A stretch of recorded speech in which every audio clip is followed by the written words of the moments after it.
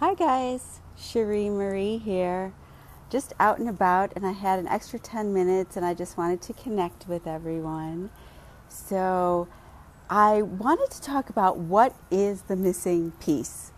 Okay, this is what I've noticed a lot lately for myself and for others, just sort of a universal thing. So, you know, I'm a life strategist. I'm kind of like a life nerd. Like I work on stuff, like I'm totally into it. I'm totally into paying attention to it and playing with different things and sharing different things. So, what I've noticed lately in a lot of people, including myself, is that we have these dreams, okay? These dreams are like way up there and they're great dreams and they're dreams that bring us the feelings we want. Like we want to feel free, we want to feel loved. We all have the universal feelings, but what we have as our dreams is all different for each of us.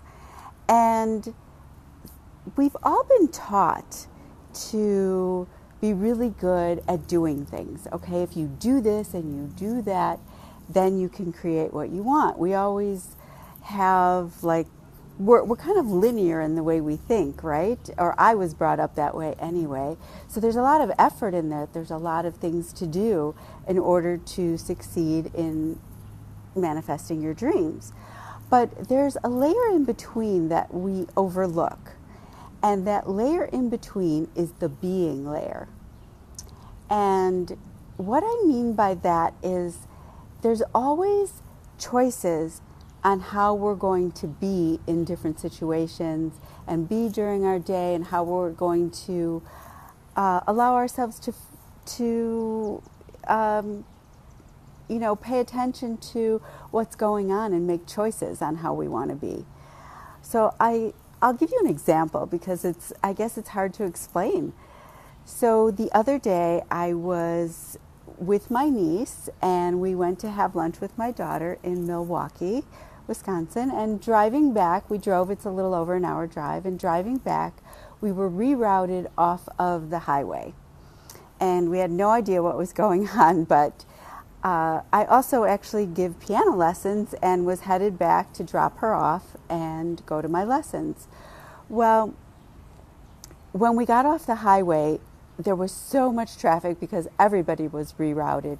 And I was like panicking a little bit. I was sweating and I was like, oh my God, I'm going to be late. And, we were trying to get around to the next entrance on the highway, and everybody was trying to get on, and that wasn't open either. So we went further down, and there was just so much traffic. I got behind a school bus that stopped like 4 times, and by this time I was laughing. I was like, okay, I have some choices to make. Okay, I'm not going to sweat it. If I'm late, I'm late. I can call people. I can tell them what happened. I'm not being irresponsible. So I just let it go. And it's funny that after I let it go, after being in these traffic jams and moving 2 feet at a time, and like I said, being behind the school bus and trucks that were going slow and everything, all of a sudden I found a road that was completely open and we started to go. And you know what? I got to my lesson. I dropped off my niece and got to my lesson 1 minute before the lesson time. It was incredible.